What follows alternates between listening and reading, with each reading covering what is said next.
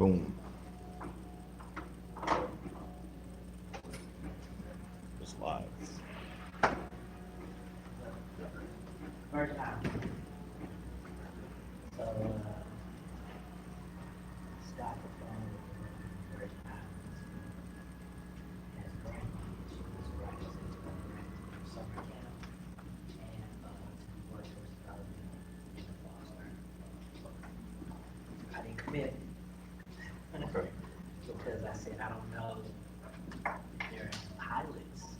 You know, she was like, we're island, there's always pilots. She was like, you just gotta look. She was like, I help you look. I told her, yeah. So the first thing I said, the first goal, if there aren't any talent, we have to cultivate it. So the first 1 or 2 trips, you just have to have travel costs in there. Let's do our scene. Whenever you're ready. All right. Is it 3:30? Oh, okay. So. All right, my name is Jay Brown, this is my business partner, Anthony Davis, and we're here to talk about leadership in STEM, and the goal of this is not only just to be, how to be a good leader in your STEM field, but just how to be a leader and influential person in society as a whole. So that's how we designed this workshop. It's a 3-day workshop, and what we're gonna do is we kind of got it broken down into 3 different things. So today, we're gonna talk about how you can be impactful. Being impactful is just being good at your job. You're good at your job, now you're impactful. The second day, tomorrow, we're gonna talk about how to be influential. Being influential is not only that, it's going from that next step from being good at your job to actually being a change maker in your community. And then the third day, we're talking about being essential. And how do you be essential to become an entrepreneur? And you could be 2 types of entrepreneur. You could be an internal entrepreneur, which is changing things within your organization, or within an organization that you belong to, or an external entrepreneur, which means you create something on your own. But when it's your own idea, when it's your own vision, that's when you become essential. So we're gonna go through all 3 of those. How do you become impactful? How do you become influential? How do you become essential? We'll give you some basic steps, and then we'll talk about our life experiences to show you how it works in practical real life. And then we'll end every session with questions and answers. I think we both have pretty good stories to tell. We think we both will we definitely have something to offer. This is something that I do all the time, just to let you know. So this is kind of how I mentor. Some of the people I've mentored have been recognized as top 40 under 40 in Georgia. They've been on magazines, and they're leading and running organizations now. So I have a very good track record on the people whom I mentor that have gone on to do really good things, whether it be in Atlanta, Florida, Georgia, somewhere, South Carolina, Illinois, New York. So this is exactly how I teach them. A business partner mentors plenty of people too, and he has a very good track record also. So with that, we're gonna start off with an icebreaker. Right. So Jay came up with this last night, and I kind of seconded it, right? So everybody has a math brain. So when you go out into the world, and you go out, and most of the time people are dressed, and they have on things that are not them, right? So we want to know what's your first Halloween costume, or your best Halloween costume, or your favorite Halloween costume that you've ever had. It's totally off the cuff, but we're going to lead somewhere with this. The reason why this happens is we're also going to talk about our business at some point. So if you just have a second, just to give me like your favorite Halloween costume in the beginning, and we'll start with you. And what's your name, and tell me what your major is, and let me know if you're good or bad with math. How about that? Hi, my name is Shanice Mackey, and I'm in the marine science graduate program here at Savannah State. You said if I'm good or bad. Well, if you're good or bad in math, if you're good with numbers, I have a formula too that I'm going to go into when I get to my part of your presentation. So It's been a while since I did math, so I'm just going to be in between. Yes or no. All right, so Sharice, what is your favorite Halloween costume? My favorite Halloween costume is when I dressed up from a character named Doc from the Second Ones. Okay. All right, thank you. All right, sir. My name is Vinay, Marine Science grad student, my favorite Halloween costume. So, any good, are you good with numbers? Yeah. Okay, good, so I'll call you when it comes time for my phone. We need competition, so, you been? My name is Kiana, I'm a sophomore, a biology major, and just a phone. That's good. I'm looking for Well, we share something, I was a biology major in undergraduate, good day, thank you. And, so, yeah, so, okay. I will call you. How are you? My name is Tina Murray. I'm a sophomore environmental science major. My favorite costume was last year. I guess it was like one of the great Alright, so, you know, we don't, you're bad at math, well, I'll call you for something. Get So, yourself in your copy. yeah, so I'm Anthony Davis, I'm the COO and co-founder of Vector Management. We are a drone company, and we specialize in serving underserved communities. So we are here today because we are one of the few, that's what they will call minority-owned drone companies, and we're the only one that does what we do. So we are pretty happy about being in this space to be able to share this opportunity. So my favorite costume, I don't know. I think the best part of my favorite costume was taking it off, right? But my favorite costume was the Incredible Hulk for one Halloween, right? So at this point, you know, we spend all year getting ready for Halloween. We spend all year getting ready for Christmas. We spend all year getting ready for these things, and we have these masks that we have to put on, right? And, you know, there's the saying that people say that, you know, you have to fake it till you make it, fake it till you make it. Well, Halloween is the day that you actually have to, you know, make it. And then after that, you have to take off that mask so everybody gets to see who you are. So the whole year, people get to see who you are. And then you have this one day to fake it. And then the rest of the time, you know, is yours. So when you're in this this line of business, there's no real faking it. You can't really put on a mask, right? We have to be ourselves all the time because the relationships that you make, the people that you meet, they're gonna see right through it. So they're not gonna look forward to your best Halloween costume.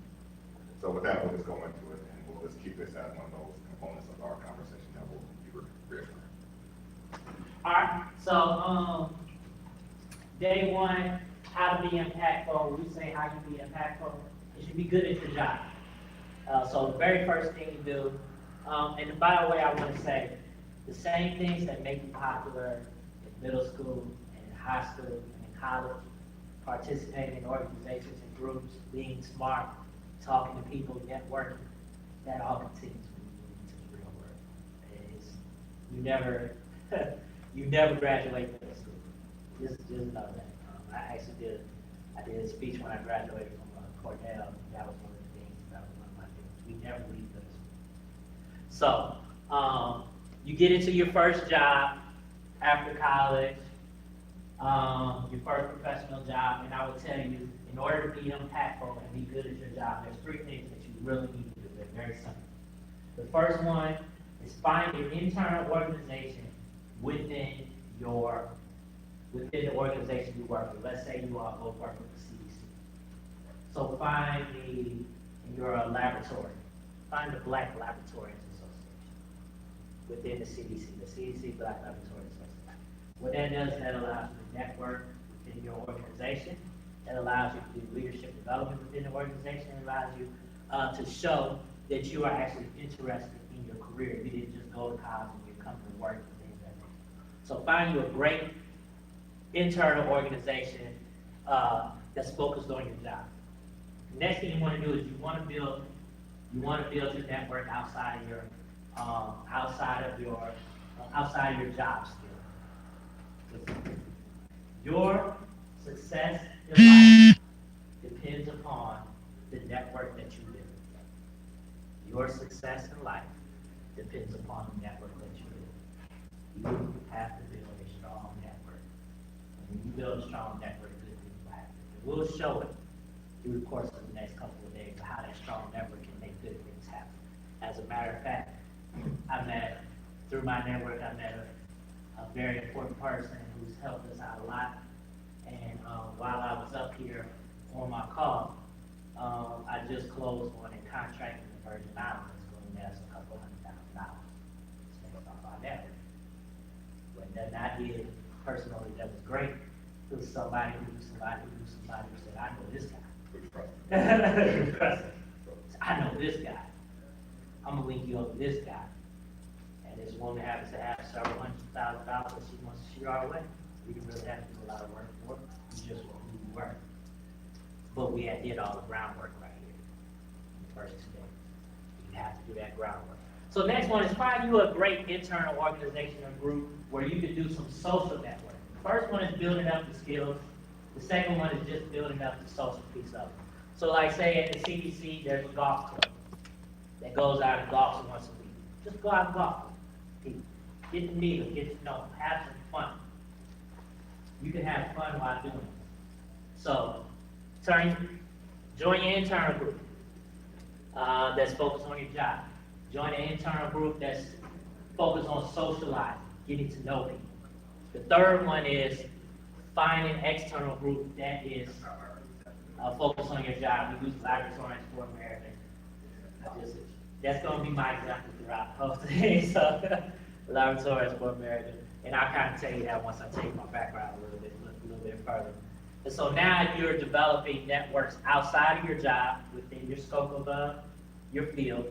You're developing networks inside of your job within your scope of field. And you're developing networks outside of your department in your organization. So you have 3 places where you're tackling. And now you have become impactful at your job and within your field. Why? Because you're learning your field, you're growing in it, and you're learning and you're getting to know people who are excellent and proficient in your field and in your organization. 3 simple steps. Next thing we'll do is I'll tell you my story. He'll tell you his story of how this works in practical real life. Because I know sometimes people say, Tim, you do something, and then you really don't do it. So, first and foremost, I'm going to tell you a couple stories, tell you a little bit about myself. So you know that I'm just not sitting up here preaching to you as, I'm not sitting on some high perch preaching to you guys. So, this is kind of let you know, first of all, Jay Brown, co-founder of Active Management, and my background is in science, emergency management, and right now we're doing technology with drones. But it wasn't always this way. So I'm gonna tell you a story. When I first got in, when I first graduated from high school, when I went to college, I was not that good of a student. Matter of fact, I partied my whole first year. Matter of fact, there was one night where me and my 2 cousins, we went out drinking, smoking, just really bad. So at the end of the night, I had a test the next day. And so I was like, oh man, I gotta go home and take this test. And so me and my cousin looked at each other and they was like, well, Jay, you're the least drunk and least highball. That's my phone.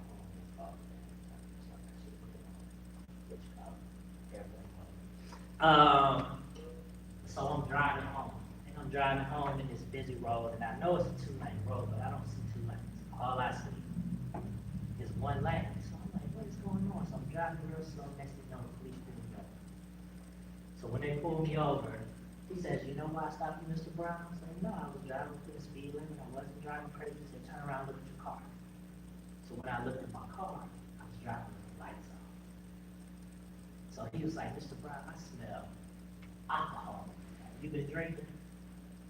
Yes, I've been drinking. I smell weed on you. I smell drugs on you. Have you been doing drugs? I was like, yeah. And he was like, if I was to search your car and find drugs and alcohol, I was like, yeah, you thought you would be beer bottles and maybe some ribbons like that. And then I was too drunk and high not to tell the truth. I was just totally out of it. And so he told me, why are you going home? And I was like, I told him, well, I'm in college, sir. I got a test tomorrow. I need to get home and study. And this is an old white police officer, the ones you see in movies, you think they'll just lock you up and send you away forever. And I'm just like, I'm a young black man who's obviously not good enough for my potential. And he was like, are they in college? And he pointed to my 2 cousins in the car. And I was like, nope. And he was like, son, I'm giving you a piece of advice. He was like, never let your friends get you in trouble that you can't get yourself out of. Never let your friends get you in trouble that you can't get college. And that was my first lesson on networking. That was my first lesson on surrounding myself with people who are gonna make me better, not people who are gonna make me worse. He was like, I'm gonna let you go, son. How close do you live? This was the first time in my life he told me. And I was like, oh, we live 10 minutes away, but I still like 30 minutes. He was like, I'm gonna let you go. But if I hear on the radio about a red Ford Fiesta, then you pull it over, I'm gonna call that police department and tell them to search your car, and you're going to jail for driving under the influence, possession of drugs. You understand this? I was like, yes, sir. I got home that night. So, just to let you know, that was my first lesson on figuring out who I need to socialize with, and who I need to talk to, because obviously I was not talking to. And so, that guided my whole life decision on who do I need to be around, how do I need to be around them. But in the end, I still finished with a 1.7 GPA my first year of college. So I joined the Army, did well in the Army, got out the Army, started college, went to start looking for a job. And lo and behold, as I started looking for a job, they found out during that first year of college, I got a little bit of trouble, got a criminal record, and nobody would hire me. I'm talking about hundreds of job applications. Dozens and dozens of interviews. People who said, we love you, Mr. Brown, you are awesome. You got this military experience, But then when they turn that application over and they see that, yes, check to have you been convicted of a crime in the last 7 years, that smile turns to a frown. And they say, oh, well, we'll call you back, sir. So it went from you were loving me to now you don't call me back. But what happened? A friend that I had met through networking, I went into a job, one of those job fairs. I saw one of her friends that I met through networking. He told me, hey, I got this job. They're not gonna check your background. I'm gonna give you a good recommendation, and I'm gonna help you get this job. What was this job with? At that time, the largest company in the world, General Electric. What was it for? It was for logistics manager. And so I got a job, the largest company in the world, at a professional level. And within the first 2 years of that job, I got promoted for job. Because I knew that, this opportunity doesn't come along too often. And I better knock it out, especially with my criminal background record. And I made sure I stayed there long enough to where the next time I applied for a job, I didn't have to check yes for the last 7 years. But once again, that's the power of networking. That's the power of getting to know people. And just to let you know, since I've gotten that job, some of the things that's happened to me, since I made that mistake, I got that job. I got promoted 3 times in the first year. I got a bachelor's degree.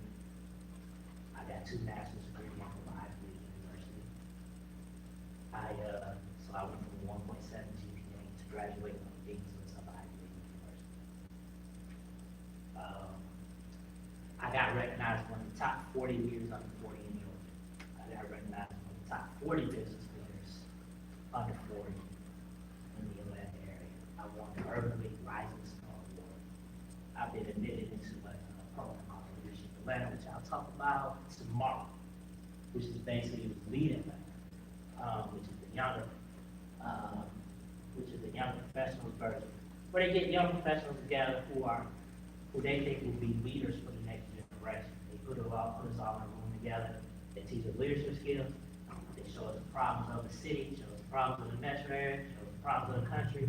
They say, we put you with leadership skills, put you with a great network, tell us the problems, go forth and make things happen. So I got in that program, very prestigious program. What's called Leadership Atlanta? Leadership Atlanta, Lead Atlanta is the younger person, the young professional version of you have to be 35 and under to get to that. Maybe 34. I got it at 32. I can't remember those limits. But it was because I learned from a very horrible lesson, that I need to surround myself with people who are going to build me up and make me better. And just to let you know, kind of, so that's how I got into making sure that I surround myself with the right people, doing the right things, and being in the right place at the right time. And so, as far as organizations go, I went on to work at the Centers for Disease Control and Prevention, Emergency Management and Science, wrote a national emergency management plan that got signed off by President Obama on lab safety. Was the team leader in the Emergency Operations Center, so I was responsible for coordinating all worldwide responses in CDC. I was personally responsible for getting all the subject matter experts together, saying, here's the problem in Senegal, or here's the problem in India, here's the problem in South America. Policy experts get together, this is the mission, let's make this happen. That was my job. And so I responded, I coordinated the CDC responses worldwide to over 20 different major incidents worldwide and over 40 different in the US. I was also responsible for answering emergency phone calls for people who had selected toxins. So your anthrax, your bacillus, your ricin, your different strains of flu. If somebody was caught with ricin at the airport, they would give me a call. We got this guy who suspects terrorism. He's got ricin in his pocket. What you want me to do? Think about getting that kind of call. What you gonna do? I remember the first time I got that call, I was like, oh, you expect me to answer this? Then I had to realize, I'm that guy. I'm the one that took the job. I better learn how to know how to, you know what I'm saying? I'm that guy. That's when I realized I'm that guy. But I eventually got used to all that. So with that, that's how kind of this works in the real world, how it helped me build what I'm going to do. With that, I will let my business partner tell his story, and then we'll take questions after this. And hopefully y'all come back tomorrow. So, I'm Anthony Davis again. We are going to indeed get to what we do for our business. We have virtual, so we're going to get to that at some point, but we just want to give you the background on how we got to this thing. So, I have a video. Has anybody seen The Pursuit of Happiness? So, do you have a favorite scene? In which How he place? gets to work. Okay. I'm going to, this is my video, right? Okay, this is my video. Go ahead. So this is my favorite video. I'm a basketball fan. Actually, that's just, no, wrong one. So we queued it up. Actually, a little bit in the wrong place. So let me go back. We'll go here. Sorry, I'm taking your time up, but this is really important as to where I'm going with this. And I'll turn on the phone. And don't mind the ads. Yes, get that. It's all not hurting.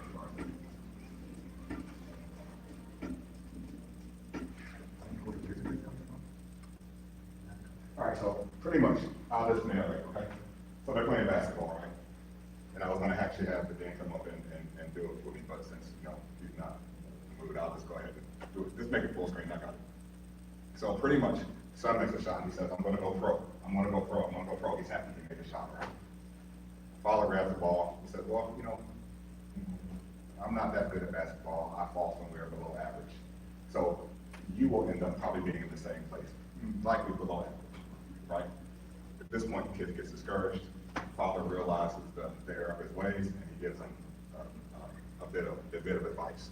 And there are 4 points that I will keep referring to. So one of the points is, and I'll try to get the Will Smith thing, but I'm not as easy, so I will just keep it.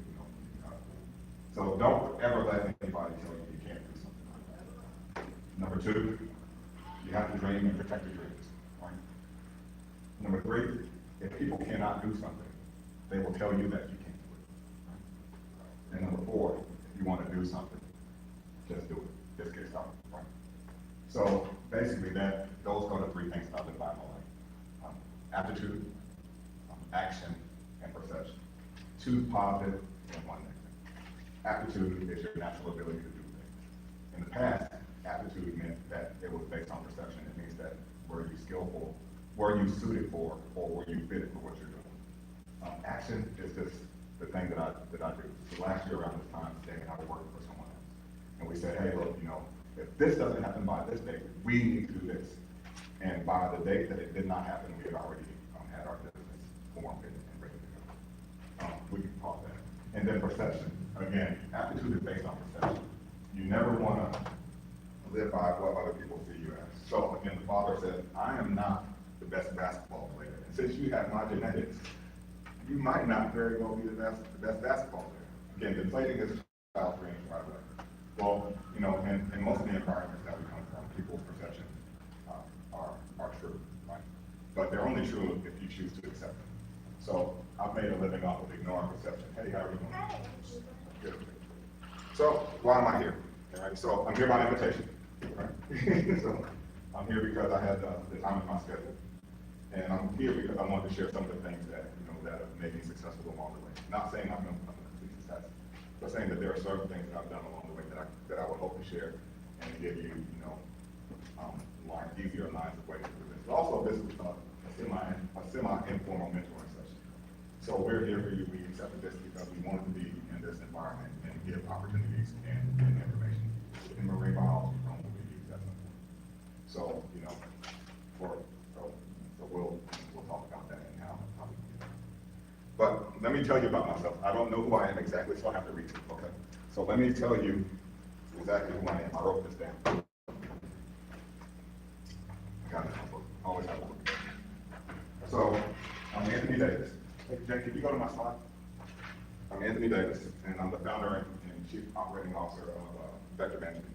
And we specialize in moving the drone industry into minority and underserved communities. That's what we're doing. That's what we're doing.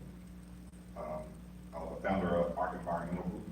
That company kind of failed a little bit. So always, plus and minus. You fail at something, you succeed at the next one. I was a former business development officer of Veterans Resources, and this was very dear to me. And can you take a second and introduce yourself? For me? Yes, ma'am. Well, my name is Crystal. Hey, Crystal. I'm a math major. That's my math Math- major right there. Yeah, I'm looking for one. I got a bachelor in mathematics, minor in business, so I'm doing my master's now. And I'll be graduating next. Excellent. Congratulations. Thank you for showing up. What was your favorite costume growing up for Halloween? I don't think I have. Excellent. We Well, just paint our face. I'm talking about having masks off, pretty much, and just being in trouble and all that other stuff, but I'll get to that point later. So my job with the Veterans Resource Group was to put addicted veterans back to work. So they had trouble somewhere along their lives, and I helped them out get back to work.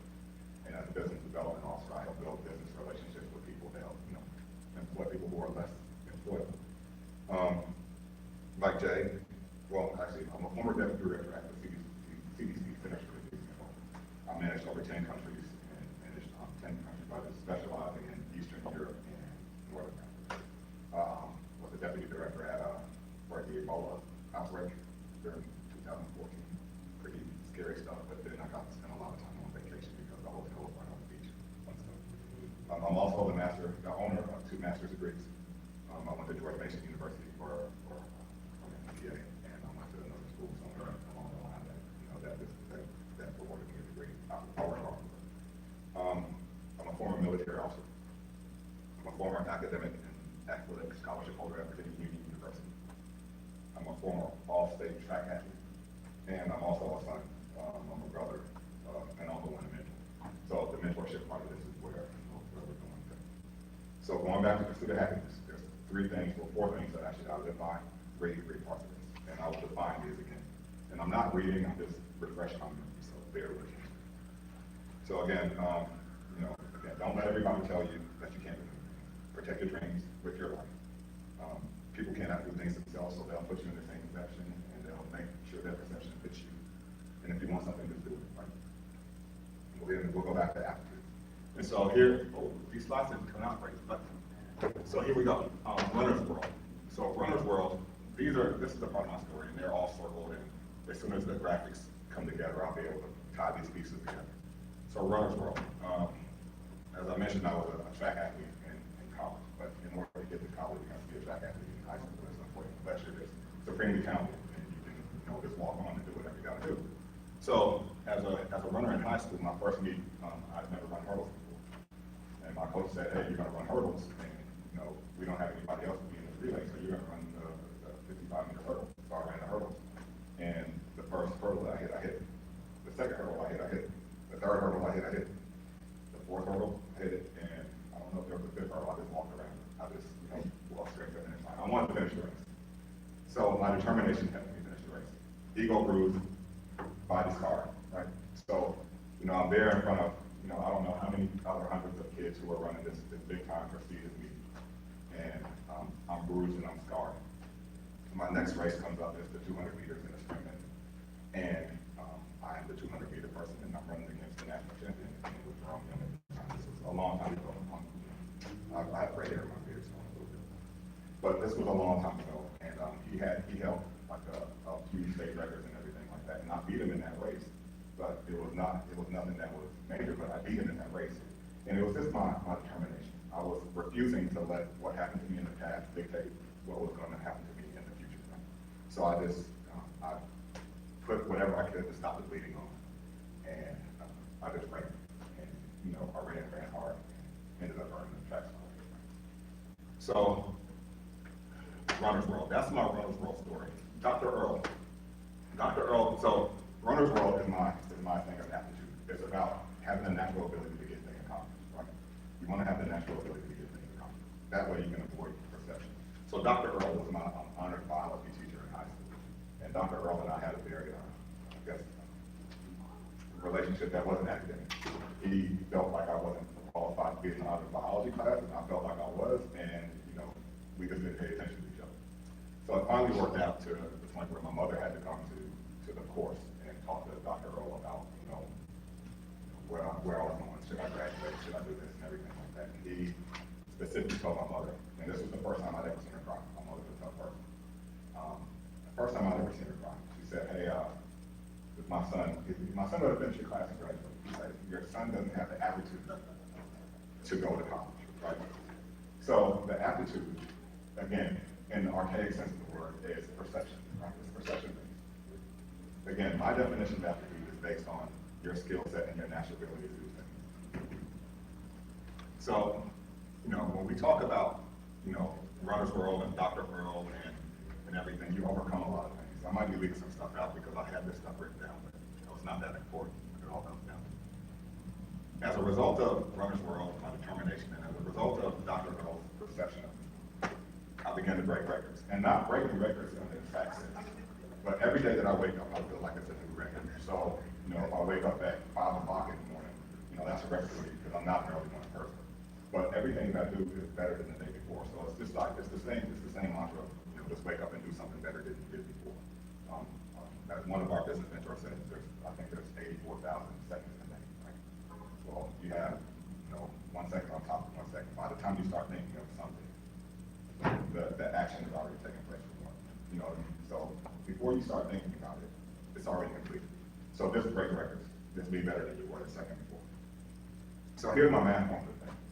So getting to the place where I've been, I've devised this little formula. It's a 1 plus 1 plus 1 plus 1 times, it's a multiplier. So my math major, can you tell me what 1 plus 1 plus 1 plus 1? 4. And then times 0. Okay, excellent. So I wasn't trying to, make this a little bit difficult. I just wanted to let you know how I see things. So if you take a 1 and you take a person and you assign it a numeric value, you're going to get something out of it, right? So that's how most science projects work, or most math problems work, right? So 1, and we'll take a grandparent, right? And we'll take another 1, and we'll take another grandparent, and then we'll take another 1, and then we'll add a parent, and we'll take another 1, and we'll add your uncles, right? And the multiplier will be your environment, okay? Okay. So we have 4, and the multiplier. So I'll just go ahead and start with my family. My grandfather was illiterate, he could not read. He was a laborer. 1. My grandmother was semi-literate, she was a maid. 1. My mother was a single mother of 2 kids. We lived in the same household with my uneducated grandfather and my grandmother. My uncles, they were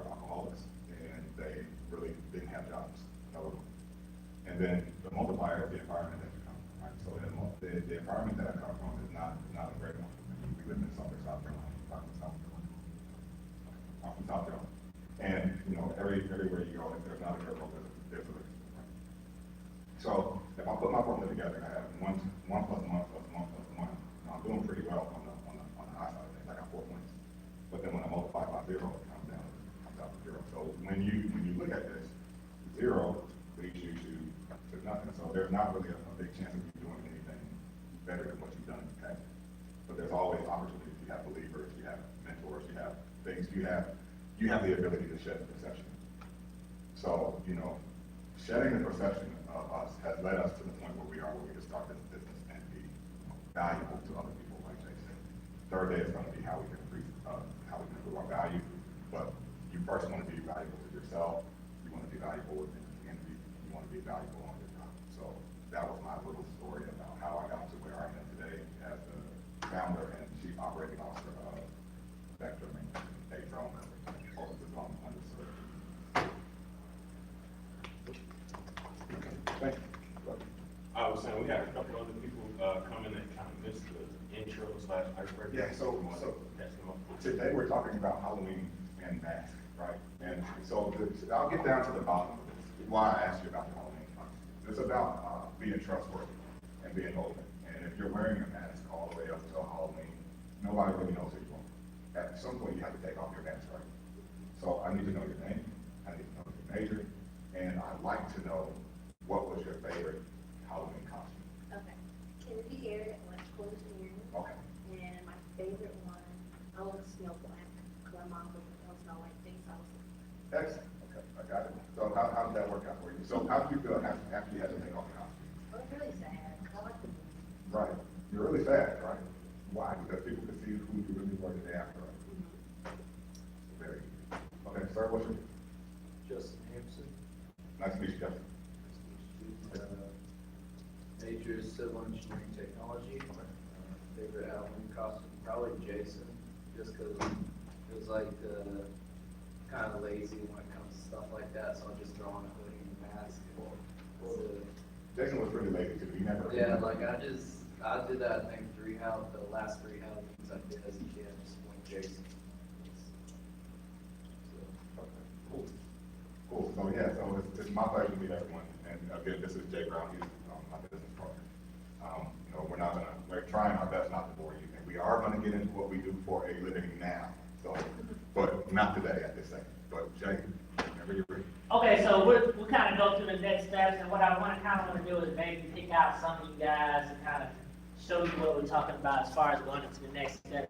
So is there anybody that has a job right now leaving out of college? They know where they're going to go with. I have an idea. Where you want to work? I want to get John John, who? Deere. John Deere. You want to work at John Deere? Okay. So, what do we said, we have a 3-step process for those who weren't here on how to be a change maker in the world.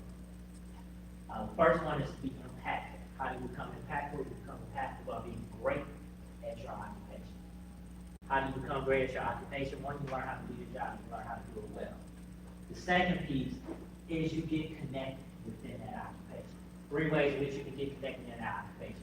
First of all, where you work, we'll say John Deere. You want to join an internal organization. So a minority group in there, so they may have the minority, the Black Female Initiative within John Deere. You join that initiative.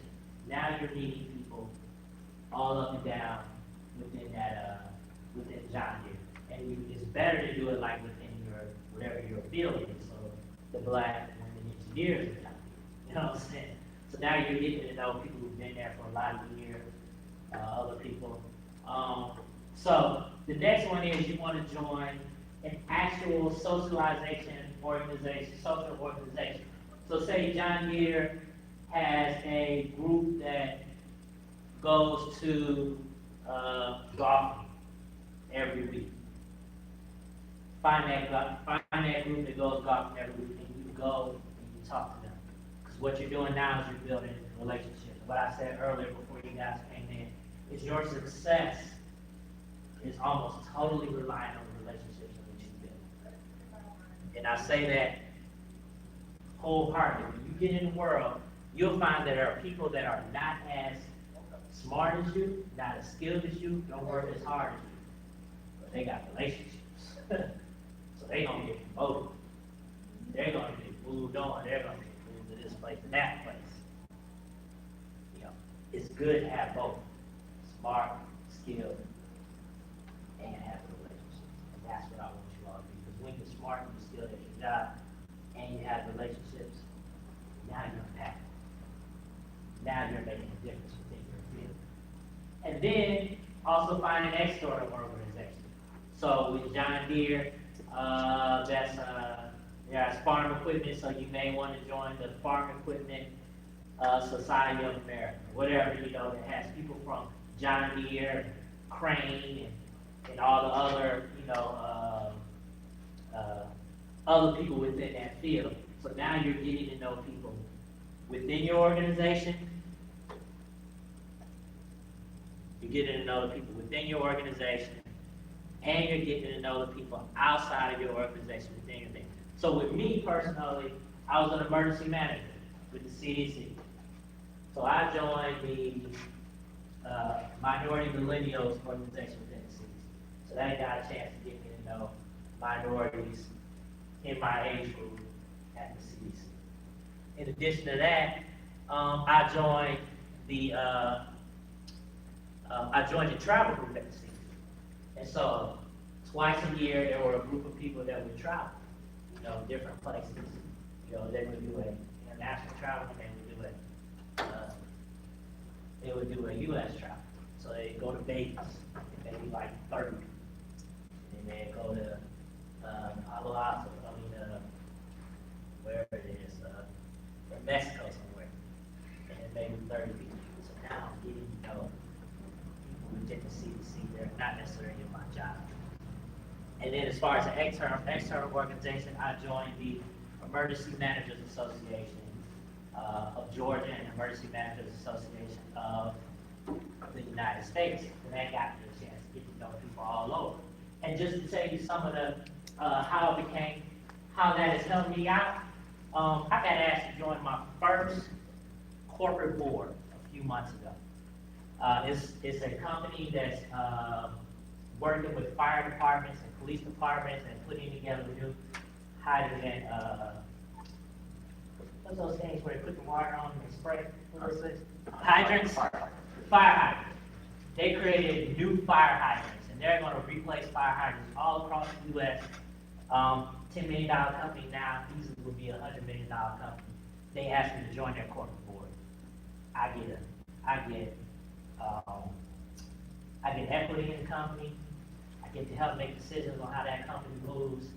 And the reason they got me is because I was a part of the Emergency Managers Association nationally.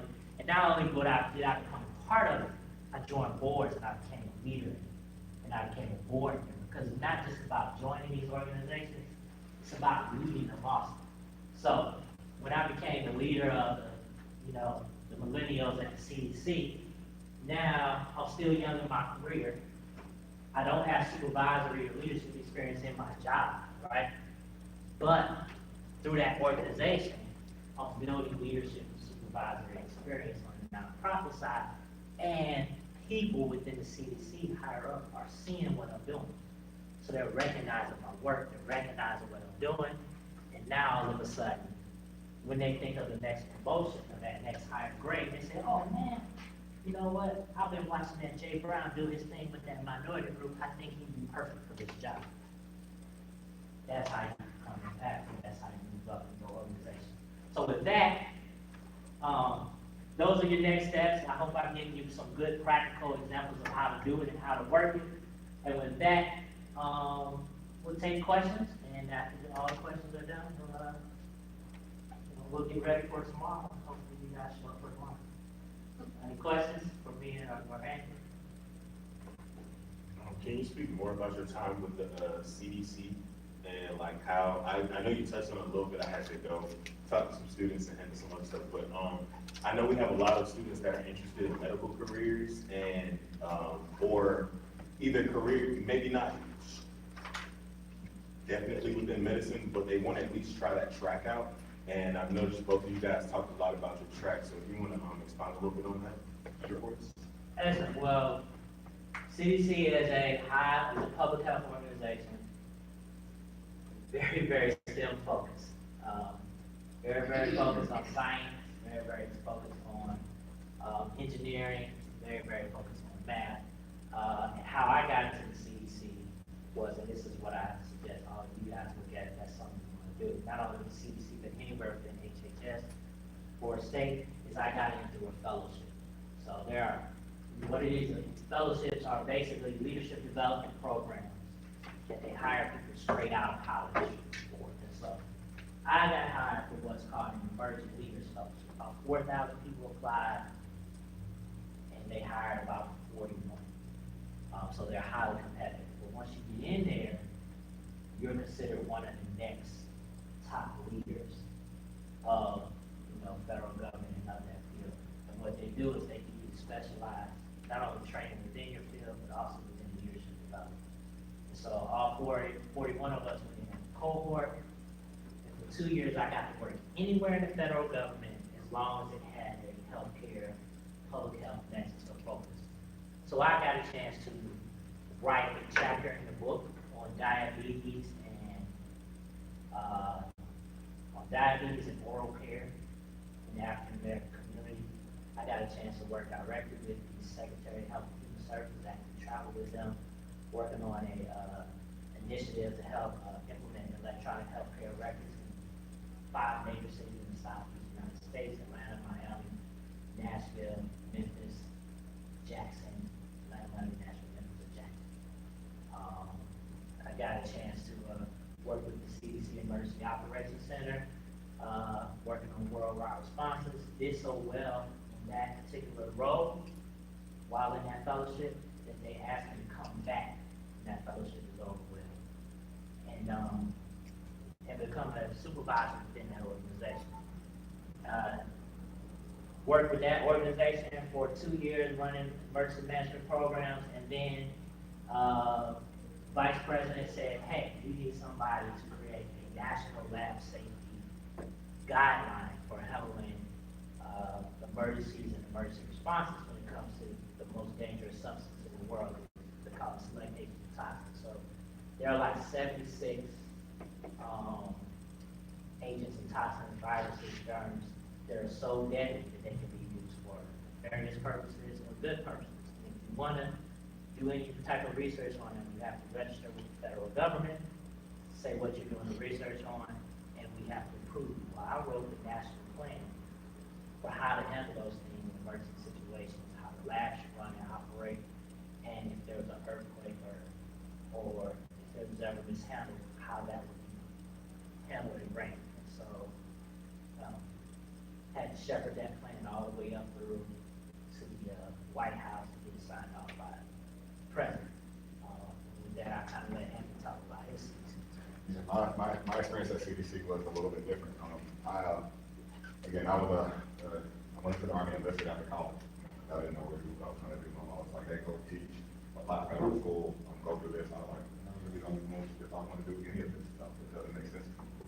So I went into the Army and I worked in a microbiology lab, and then did that for, I guess, 3 or 4 years. Went to grad school and ended up commissioning as an chemistry officer. Right? So, not using any of my science background at all. But then after I did the remainder of my tour in the military, I applied for CDC. I applied for CDC like 70 times, and nothing ever happened. So I took a job in sales, and I ended up going to working with, I was selling ads in a military place, newspaper, right? And my boss was like, hey, come help me out at this career fair. So I got all jazzy up, and I went over to the career fair. I'm walking around, and I met this guy who was actually hiring from CDC. And I talked to him for about 5 minutes, and the phone went dead, and he called me back about 60 days later and said, hey, look, I talked to you at this job fair. I was like, I don't remember talking. Like, well, I got a job that's open. Can you take it? I need a watch officer. I need somebody with your experience. Exactly. I was like, well, how did you find a job like that? He's like, I wrote it. I wrote the job. So I came in at a low level, and I had to work my way up through CDC, but again, overcoming perception, overcoming every obstacle that's in your way. I mean, you work around a lot of scientists, you the biggest thing that I learned was just to stay humble in my job and just, and be confident in everything I say.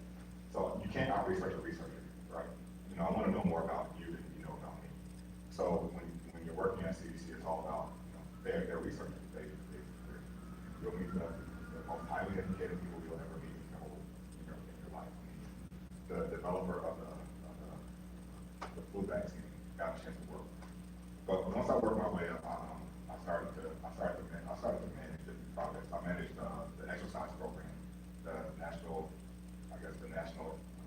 public health emergency management exercise program for 50 states and the territories. I did that, and then I moved on to manage a region. So I had a region of 4 states in the Midwest. I'd never been to the Midwest. Kansas, Nebraska, Iowa, Missouri.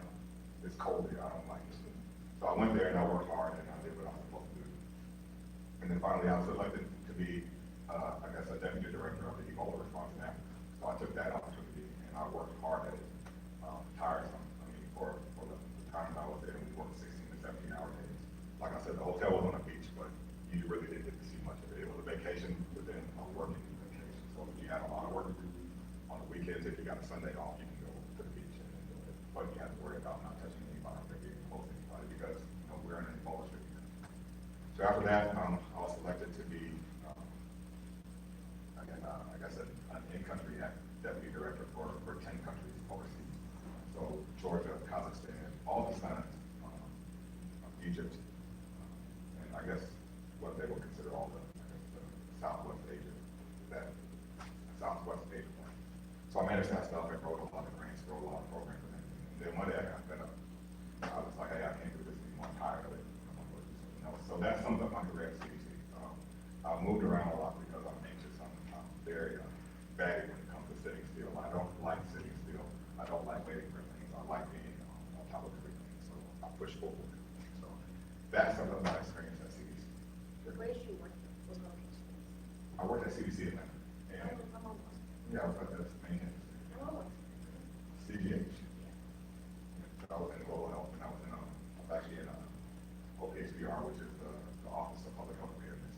I did that. I started out there, and I started out with Strategic National Stockpile. That was my first job. And, you know, although enjoyable, not, you know, it gets boring because of the same thing. Once you get good at it, you know, you can't get any better. There's nothing new. Although we research all the time, but there's not a lot of new stuff. Another question? Sure. Actually, I got a story about that. So Jay and I, our careers have kind of modeled each other, right? I went to school with somebody who went through the PMS program, but we actually met at our last job. So there were several opportunities for us to interact and become a part of each other. But I had never met him until one day at a meeting at this other job that we were working on. And if you want to tell the story about that, we can. Okay, I'll tell it. It's not a bad story, but it got us to the point where we started there. So I just finished failing with my art and environmental group, right? so I'm fresh out of ideas on how to manage myself as a person because I don't think I'd ever really experienced a art failure like this. I mean, you go out and you spend every dime that you have starting to do business, like writing things down, pay for the website, pay for your vehicles, pay for your employees, pay for lawyers to help you hire employees, pay for everything. So at the end of a few $1,000s, I'm happy to have this business set up, and all of a sudden I had to fire my brother. Because my brother wasn't a good employee, right?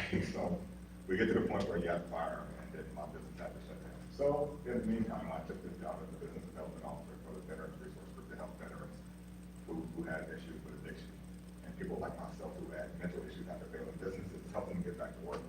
And during that time, we met a gentleman who owned a drone company, and we talked to him. He's like, hey, I need to have you on my team. It's working out. I need you to help me build business for this company. And I ended up working for this company, and about 2 months after I started working with this company, I met Jay in a meeting. And I was like, hey, Jay, you work at CDC, you work here, our career, yeah, you're in NLC and all this other stuff. So pretty much, us meeting is a result of a small world. Like the network that you make makes the world smaller. So the wider your network, the smaller the world becomes. So I met Jay actually working with someone else, and then we became business partners halfway through. We saw some ideas that we could make some innovations in the industry. And, we decided that we would go branch off on our own after certain things that happened. So if this doesn't happen, we're doing this on this day, action. Yeah, we got to talk about it, like, you know, I don't want to bore you guys. What exactly does your company do? All right, so Jay can probably explain this a little bit better than I can. I'm just a founder and I'm chief operating officer. So, but we're a growing company, and we staff camps. We are the first drone company to put camps under I-20, which, you know, so if you're familiar with them, that's CDC. So if you notice anything under I-20, there's not a lot of drone camps. There's not a lot of camps. There's not a lot of privilege. So when we look at drone camps, the average cost of a drone camp is about $425 per week. So you get maybe 30 hours of instruction per week. And it's a new industry, so there's not a lot of kids who are going in there. And we felt like there was an opportunity for us to influence kids south of I-20 with the new technology, help them do something that they hadn't seen before.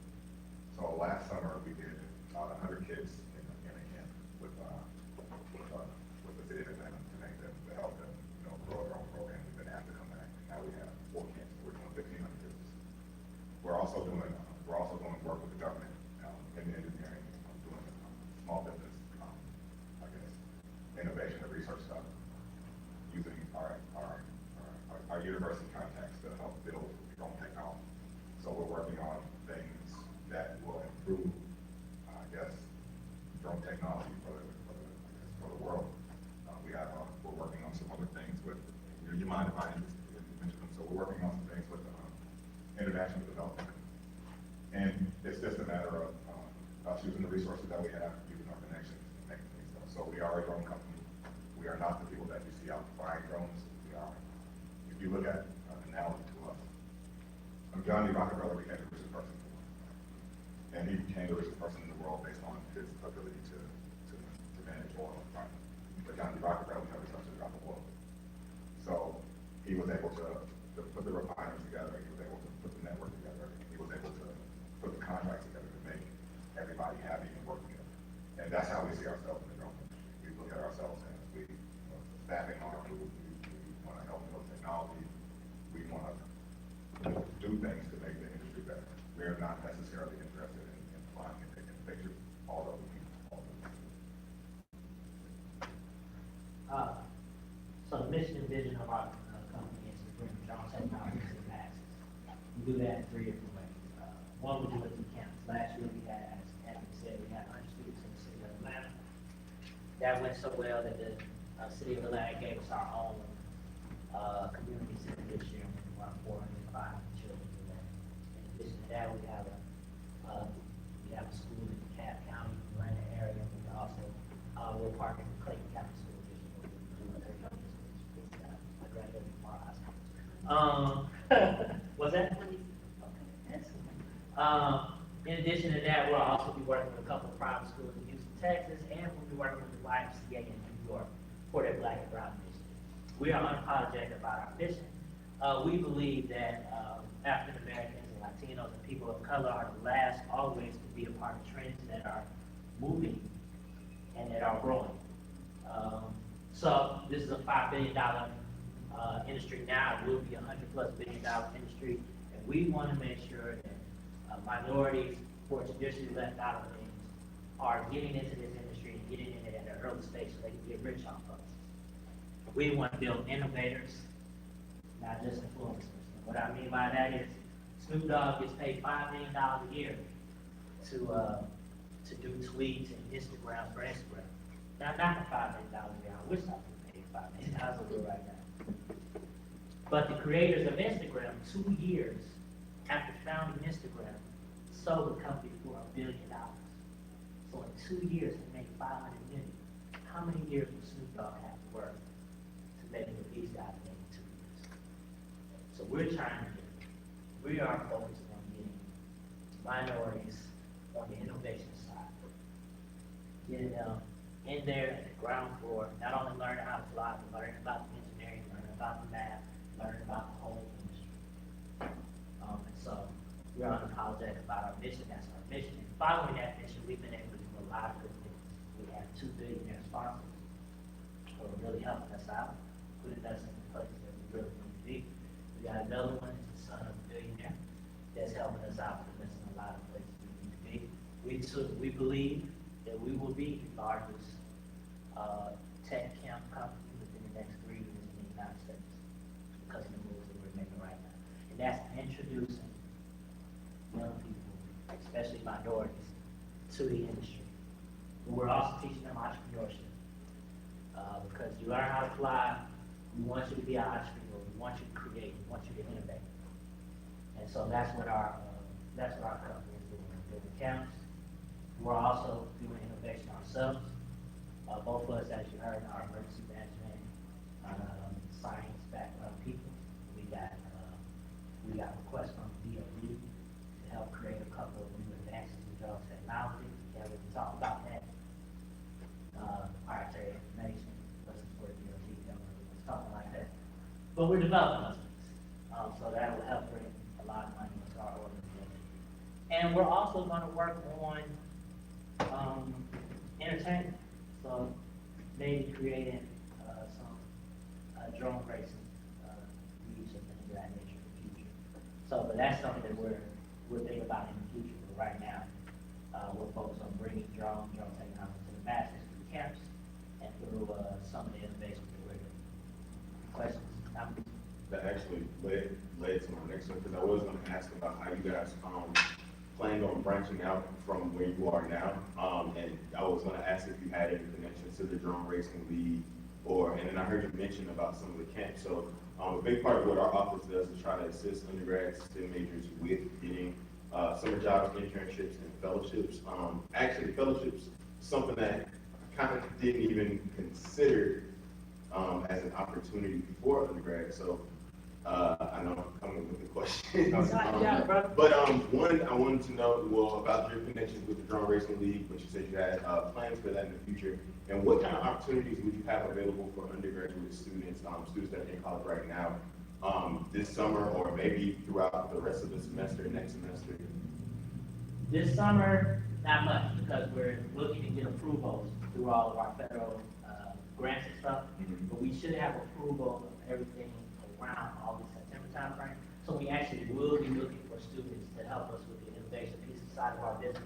Starting this fall, we're working with several universities. We're hoping Savannah State will be one of our partner universities, along with Cornell University, Georgia Tech, and North Carolina. And Rensselaer Polytechnic Institute in New York. Albany. So, what's that? Albany, New York. Albany, New York. And so those are 5 universities we're looking to pull talent from to help with our innovation and development piece of the things that we're working on with the DOD and we're working on with the USA. And the follow-up was how, with so much going on and the newness of what you guys have, and what you're developing, how do you keep track of everything? Because I just see a 2-man team. So how do you keep track of everything? How do you keep your meetings together? Because I know organization is a big thing that students sometimes struggle with, at least sometimes I struggle with, so don't want to go on that. If you haven't noticed, Jay's pretty talented.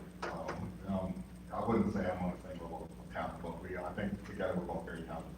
And we depend largely on our network to help us get things done. But it's all about action. Again, it's the same thing that I mentioned at the beginning, it ties everything together. This action, setting a calendar and making sure you meet those dates. It's just, I'm not a calendar person on a day-to-day basis. I don't schedule when I eat breakfast. I don't schedule when I work out. I don't schedule any of that stuff. But the things that I do schedule make sense, and I have to meet those. So, like, I might be out playing one night with my nephew, but I do have to go and make sure that we do this article written. So this thing is that, like, I've written more for this company than I ever have in either of my graduate degrees, undergrad, or anywhere else. And all this stuff will become publishable, but right now, I write night and day. We're always writing. I just finished something last night. We're always writing because people are always asking for things, and it's a lot of sacrifice involved in it, of course. We pretty much sacrifice lives for this. We've sacrificed like comfy meals and time with loved ones for this. I've talked to Jay more than I talk to anybody else. I call Jay at 7 in the morning, I probably got off the phone with him until midnight. It's just one of those things that we're always working on. You know, everything revolves around the business. Nothing revolves around me, nothing revolves around Jay personally, it's just the business. Say this again, your success is almost wholly dependent upon the network in which you build. That's why we're so big on building your networks. This is how you build your network within your field. Tomorrow, I'm gonna tell you how to build your network broadly within the community in the United States and other things. And when you build your network and when you help other people, you will be amazed at how people want to help you. So, yeah, it's a two-person team. We also have 2 pilots that work with us. But I'm gonna tell you, I probably got 10 other people that work part-time for me for free. They help me organize stuff, they help me put stuff together, they help me keep my mind on track, because they're a part of my tribe. What I'm trying to get you to, what we're building up to is you building your own tribe. Your tribe of professionals, your tribe of personal people who are going to help you accomplish whatever you want to accomplish. And so, I built a network. And I built a pretty damn good network. He's being modest, he's built an exceptional network. When it came time for us to start this business, most of the business that we'll be getting in the next year or 2 is from our network. It's not from picking up the phone and making cold calls, cold sales, all that other stuff. We built a network, we built a team of people, a tribe who wants to help us because we help them. And like I said a little bit earlier, while I was driving down here, I had a friend call me who knew somebody who works in the Virgin Islands who was looking for career development programs. She's got millions of dollars in grant money and needs to find people to partner with her. And we're gonna be her future program. Yeah. And all this stuff hasn't happened over the course of hours or days. It's taken a lot of time of not getting paid. Not saying that anybody should do this without getting paid, but because it's painful. But you know, it's just one of those things that we go through, and I think it's not been something that we hate. It's actually been something that we love. Being able to influence other people. Any other questions? Got time? All right, I hope to see you guys tomorrow. Bring some more people. We'll review this today. We'll go over some other stuff tomorrow. And I hope to see you guys on Thursday also. This is a 3-day culmination. I'm gonna show you how to great. Before we leave, I want to give an opportunity for some people to win some prizes. One, and then I also would like to take a picture. If, for those that are open to taking a picture, if you're not open to taking a picture, that's fine. First, I want to give away some prizes. So, boom, we got a really good prize. Sure. Yeah. So, the first prize is going to go to the person. So, if you came in, not all of these were yellow. Not all of these were yellow. So one of the note-taking sheets was white. Who got the white note-taking sheet? All right. So he's going to spin it for you. And you just won a laptop. Not a laptop, a laptop. Just keep going. All right, you want an Instagram shout out. So please be sure to write down your Instagram name and your contact information on your note card, and you will be shouted out on our Instagram page. Also follow us on Instagram and Facebook. Oh yeah, make sure you follow. All right, and then on the agenda, there was a green agenda. Who got the green agenda? Did anybody? Did you get the green agenda too? Oh, Oh, you're the first person here. All right, well, I guess we can spin again. And then I'll let 2 more people spin because I know we have 2 sophomores in here. Y'all are sophomores, right? Y'all won't get to spin because a lot of our outreach is built. Did you win the same thing? Oh, you won. You want to put, Portfolio. All right, cool. you want that fun. Did? Oh, No, because it stopped at one point, and then it Let's went. scratch that out again. All portfolios are loaded around, and you can put anything you need to in there, saying the job interviews, and all that good stuff. All right, next, one of our sophomores, I haven't seen you guys at our events before, and so our incentives are based for our STEM majors, mostly freshmen, sophomores, nothing against grad students, we got stuff for you guys too. Now, we're gonna be getting some like lab notes and stuff like that, so we can look out for you guys as well. But since this is your first event, or your first time seeing you, you will get to spin and get a prize for your first event. So, who's first? I'll spend it for you, just got something. Okay.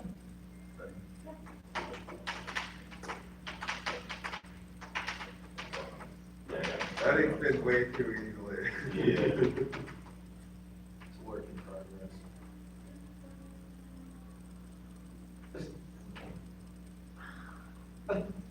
All right, you want a portfolio?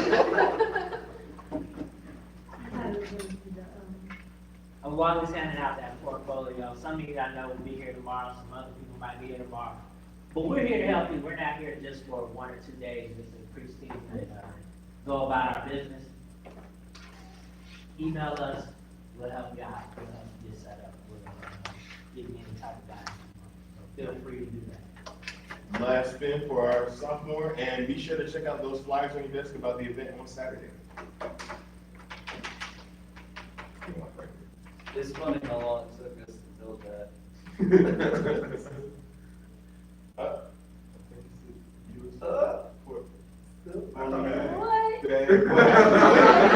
That's how bad. All right, Justin, we got some work to do with this. On this prize wheel. All right, thank you all, and let's get a picture really quick. Yeah, sure.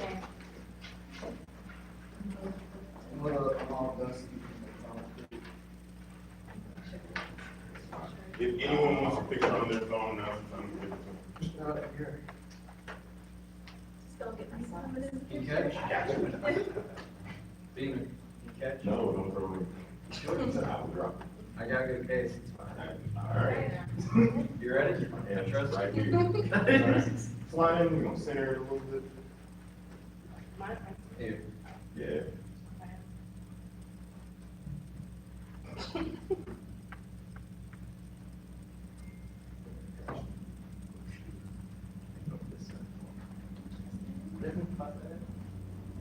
I need you inside. Where you want to?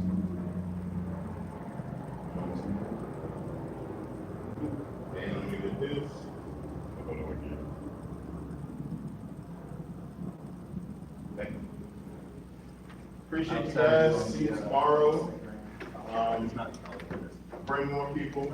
Especially freshmen, sophomores. We need more of you guys. Did y'all know that I used to have a survey? I didn't bring much surveys. All right. Yeah, I sent them afterwards. Okay, well, how did y'all hear about it?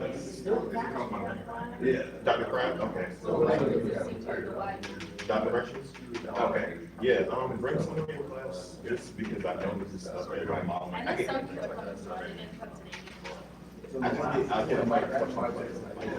One of these, I don't know how to do it, like, these are the sessions that you gotta come to figure out how to get there, because I could tell you all day, like, apply for this, do this, do that, but then like, once you get there. All right, no, so, to avoid that, you know, it's getting here, just, an hour just, yeah. Anywhere from here to this off. And that's,